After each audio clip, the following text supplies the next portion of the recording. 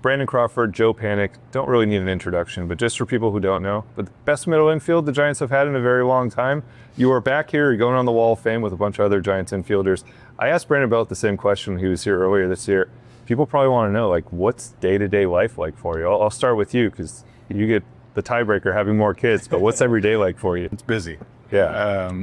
Yeah, 5 kids at home, so between like school just started and sports are starting back up, so between the older 4, their school and sports, and then a 2-year-old running around, it's busy day to day for sure. Last time I saw your family, your wife said he's up like drawing football plays out, planning it. How active are you as a coach? And it sounds like maybe as a flag football coach, you're more active than anything else. Yeah, maybe not more active than just day to day stuff, but football season starting back up soon. So yeah, I'll be busy drawing up plays and all that pretty soon. All right. And Joe, you're working for the Giants, but aside from that, just raising kids?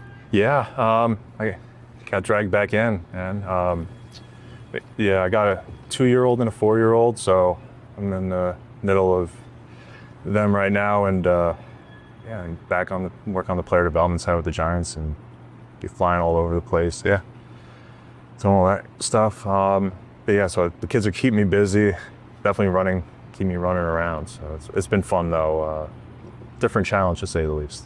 You guys both have been here for other ceremonies. You've seen teammates go on the Wall of Fame. When you got the word, and I'm sure you knew at some point it was coming, but what did it mean to get the honor that you're going to go in, and especially go in with the guys you're going in with? I mean, it's awesome. Going in with like the infield, like they're kind of like our core infield for those World Series, and so to be able to go in with these guys is great. I mean, I don't think I'd ask for anyone else to go in with. So very cool honor. And then just the guys that are already on there that have been honored, and being able to join them is a huge honor.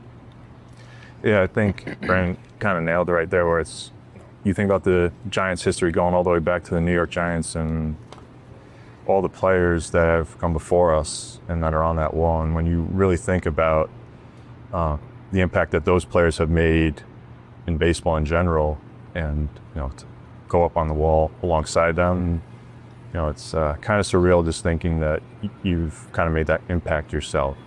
Something I was thinking about driving in today is just how much has changed, and it's been a difficult season for the organization.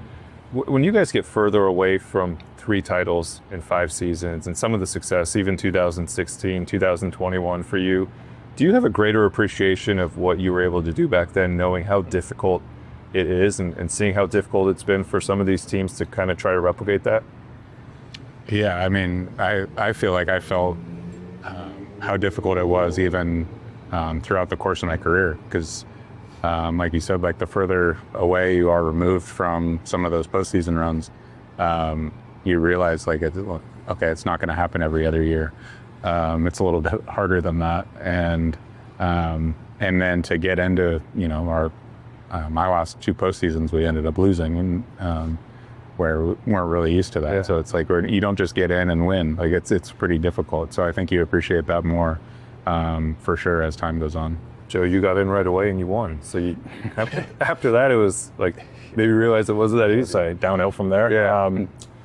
Yeah, Tim Hudson, Huddy, he said something. I forget how many years it took him to win the World Series, and he was just saying, don't take it for granted, because he waited his entire career for that. And of course, I was a rookie. Just like, okay, yeah. We had a lot of guys returning the following years. Like, okay, everything's going to be, I won't say smooth sailing, but like, it's not. There's 29 other teams going for it, and the ebbs and flows of a season, ups and downs, in a career, as a team, whatever, and that's that. So you can't take it for granted. And further now, you get away from it, you just really appreciate the moments, the special moments, the memories, the funny times, good times, bad times, with the guys that you went through. But you mentioned that season and how special it was. You guys obviously combined on one of the best plays in World Series history. The honest answer here, how often do you watch that play? I'd say I probably watch it once a year when October 29th. That's not bad. Whenever it pops up every year. Like I said, it was at October 29th. They'll show like the replays and all that stuff. Or like this year when Big Club was in Kansas City, they showed it. It's just something that's talked about more so than, just knowing myself and Brandon, we're not really going to be going watching highlights of ourselves every day.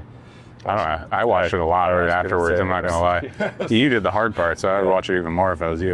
Got to give Belt some credit. A little bit. Yeah, it's a great stretch. I see it, I think, once in October at least. I really did watch it a lot right after that. One play that comes up a lot that I see now, especially on social media, there's always engagement accounts, and there's always these ones that like will retweet the final play of that game or the triple in that game, the ball that got to the wall, and there's always like, can't believe they held him, this or that. I'm sure you see that every once in a while. Has there ever been, it's been 12 years, a moment of doubt for you when you see that? Has anything ever changed for you? I think it's funny. No, there's never been any doubt in my mind.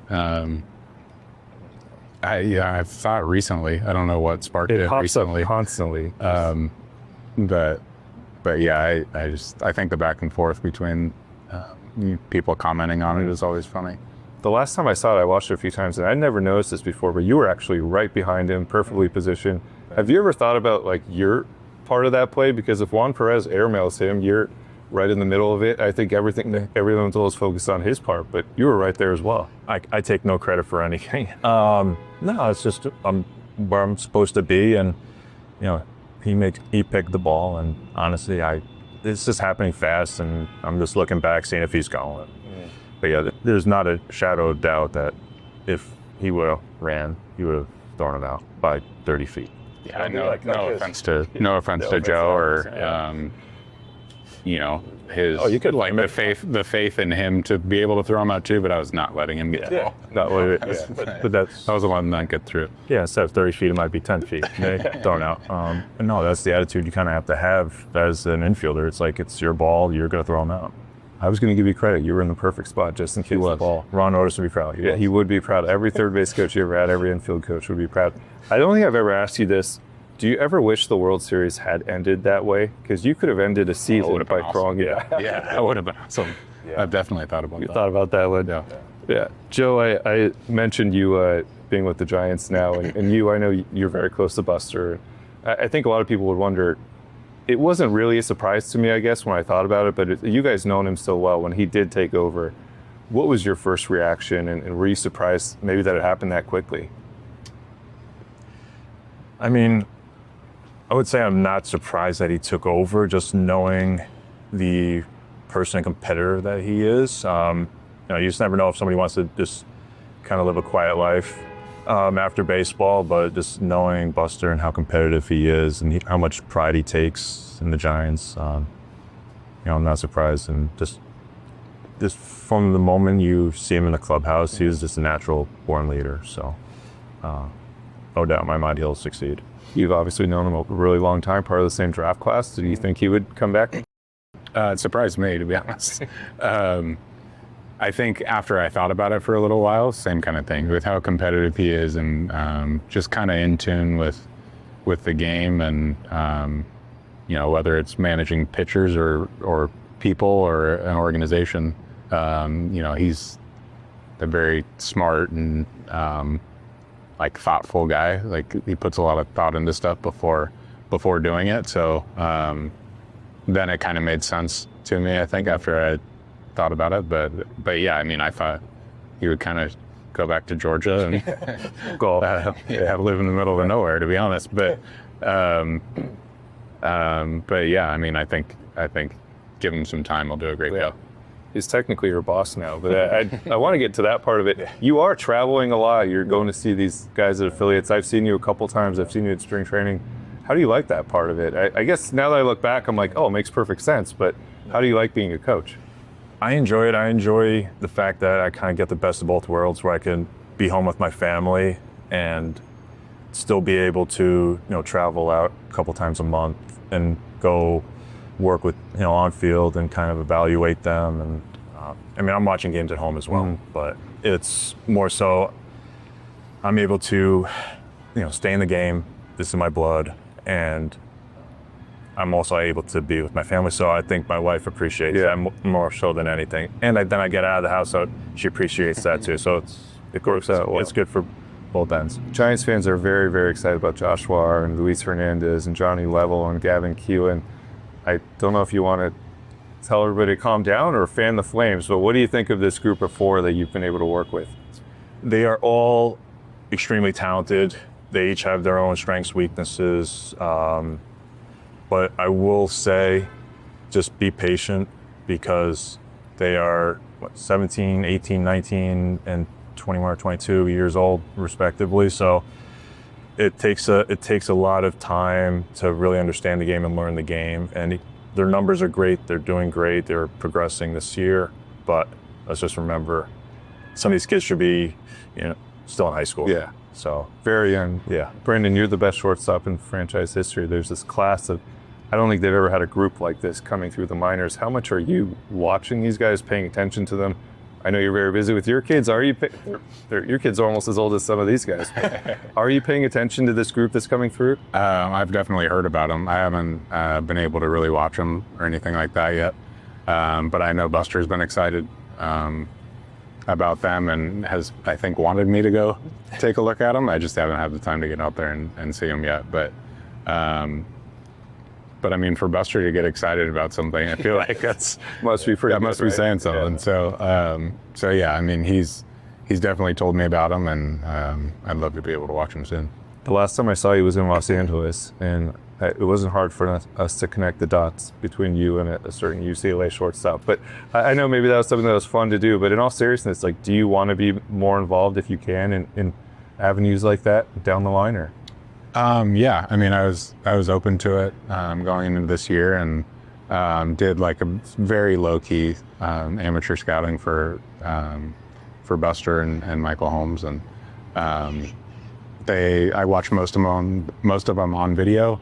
Rock was the one I saw live at UCLA, but it was fun. I enjoyed it. I think it's fun to kind of pick some guys apart and say, like, hey, this guy's really strong at this and maybe needs some work on this. And I thought I enjoyed it. I mean, they didn't have me look at Flora at all, so I don't know what that says. But it was fun. So I would be open to being more involved in that down the line. I think you're too recognizable. I don't know how low key it was when you were at UCLA. Yeah, it didn't help when they welcomed me back and put me on the big screen at UCLA. But other scouts there are like, the Giants are here. So Jackson did tell me he wants to meet you. He knew about like your mom being a teacher in the area. Have you gotten a chance to connect yet, or will you connect with him? You went to the same high school. I haven't yet. I would definitely like to at some point.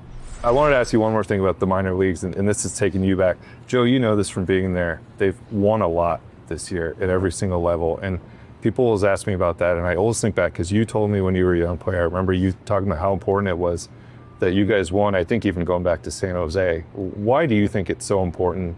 And this is something that's important to Buster, it's important to Randy Wynn, that these guys win at the minor league level, as opposed to a lot of teams now where it's just like, okay, what was the exit velocity on those 4 balls you hit? And I'm sure there's still plenty of that going on, but I think you can build a culture of winning from kind of the ground up, like from the minor leagues up. And if you get a core of those guys who have learned how to win in the minor leagues, and you're able to bring those guys up to the big league team, I mean, it's just, you're going to have a culture of guys that are used to winning, and that's what their focus is, outside of their own stuff. I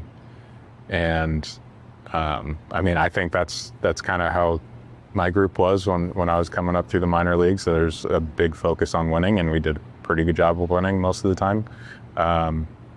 And then we kind of just had that base, that kind of foundation and mindset coming up into the big leagues.